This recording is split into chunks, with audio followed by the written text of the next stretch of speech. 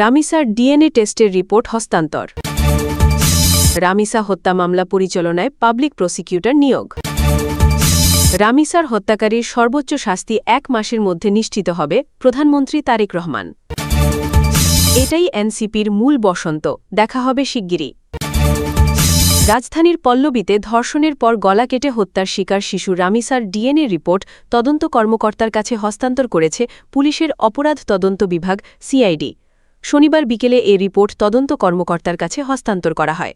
মামলার তদন্ত কর্মকর্তা ও পল্লবী থানার উপপরিদর্শক এসআই ওহিদুজ্জামান আগামী রোববার 24 মে আদালতে চার্জশিট জমা দেওয়া সম্ভব হতে পারে বলে গণমাধ্যমকে জানান। গত বুধবার 20 মে পল্লবী থানার মিল্লাত ক্যাম্প সংলগ্ন একটি বাসায় পপুলার মডেল হাই স্কুলের 2য় শ্রেণীর ছাত্রী রামিসা আক্তারকে ধর্ষণের পর হত্যা করা হয়। পরদিন রামিসার বাবা আব্দুল হান্নান মোল্লা পল্লবী থানায় একটি মামলা দায়ের করেন। মামলায় সোহেল রানা ও তার স্ত্রী স্বপ্না আক্তারকে আসামি করা হয়। পরে পুলিশ তাদের গ্রেপ্তার করে।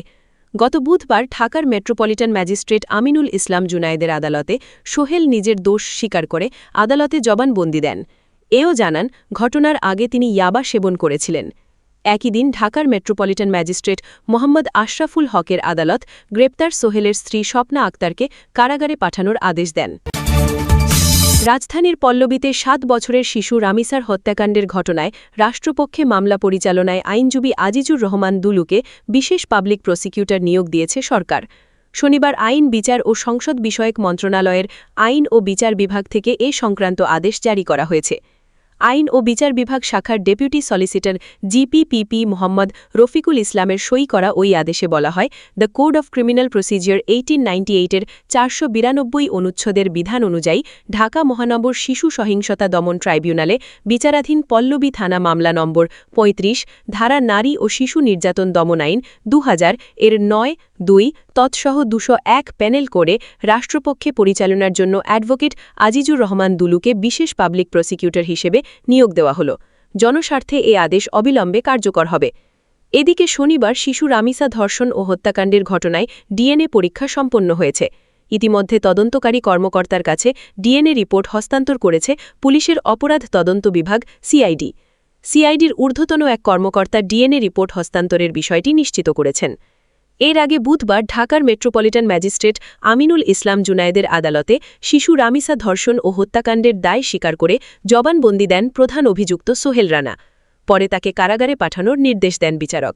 একই দিন ঢাকার মেট্রোপলিটন ম্যাজিস্ট্রেট মোহাম্মদ আশরাফুল হকের আদালত গ্রেপ্তার সোহেলের স্ত্রী স্বপ্না আক্তারকে কারাগারে পাঠানোর আদেশ দেন। রাজধানীর পল্লবীতে শিশু রামিসা হত্যাকাণ্ডের সর্বোচ্চ শাস্তি সরকার আগামী 1 মাসের মধ্যে নিশ্চিত করবে বলে জানিয়েছেন প্রধানমন্ত্রী তারেক রহমান। শনিবার বিকেলে ময়মনসিংহের ত্রিশালে জাতীয় কবি কাজী নজরুল ইসলামের 127তম জন্মজয়ন্তীর উদ্বোধনী অনুষ্ঠানে তিনি একথা বলেন। প্রধানমন্ত্রী বলেন, শিশু রামিসা হত্যাকাণ্ডের মধ্য দিয়ে মানুষের চূড়ান্ত অবক্ষয়ের প্রমাণ মিলেছে। বর্তমান সরকার কোনোভাবেই শিশু কিংবা নারী নির্যাতন মেনে নেবে না।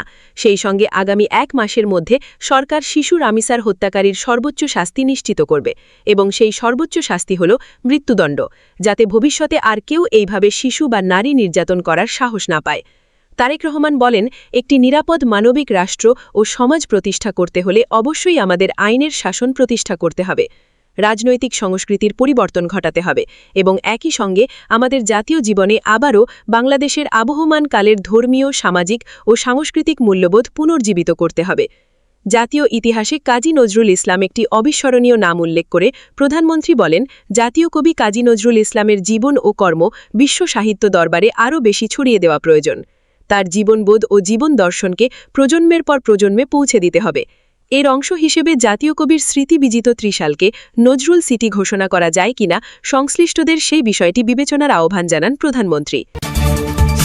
ঝিনাইদহে জাতীয় নাগরিক পার্টির কেন্দ্রীয় যুগ্ম মেম্বার সচিব তারেক রেজা সহ 22 নেতাকর্মীর নাম উল্লেখ সহ অজ্ঞাতনামা 50-60 জনকে আসামি করে মামলা হয়েছে।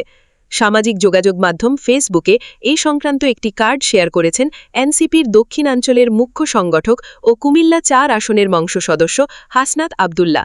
শনিবার বেলা 3:48 দেওয়া ওই পোস্টে হাসনাত আবদুল্লাহ লিখেছেন, এটাই এনসিপির মূল বসন্ত, অভিনন্দন ঝিনাইদহ এনসিপি ইউনিট, দেখা হবে শিগগিরই। এর আগে শনিবার দুপুরে ঝিনাইদহ সদর থানায় মামলাটি দায়ের করেন জেলা ছাত্র দলের সাবেক উপসভাপতি এনামুল কবির। তবে এনসিপির বিরুদ্ধে করা মামলার বাকি ২১ আসামির নাম জানা যায়নি। মামলা সূত্রে জানা যায়, শুক্রবার ২২ মে এনসিপির কেন্দ্রীয় মুখ্য সংগঠক নাসিরুদ্দিন পাটোয়ারি ঝিনাইদহে সফরে আসেন। তার সফর চলাকালীন স্থানীয় এনসিপির নেতাকর্মীরা অবৈধভাবে সমবেত হয়ে ছাত্রদল ও বাদীর উপর হামলা চালান। দেশি অস্ত্রশস্ত্র দিয়ে বাদীর উপর এনসিপির নেতাকর্মীরা হামলা করেন এবং হত্যার হুমকি দেন। ঝিনাইদহ সদর থানার বর্তমান কর্মকর্তা মুহাম্মদ আসাদুজ্জামান বলেন, এনামুল কবির নামে একজন বাদী হয়ে এনসিপির ২২ নেতাকর্মীর নামে অভিযোগ দিয়েছেন। আমরা তা মামলা হিসেবে রেকর্ড করেছি। ঝিনাইদহ সদর থানা মামলা নম্বর ৪৩। অভিযোগ তদন্ত করে পরবর্তী ব্যবস্থা নেওয়া হবে।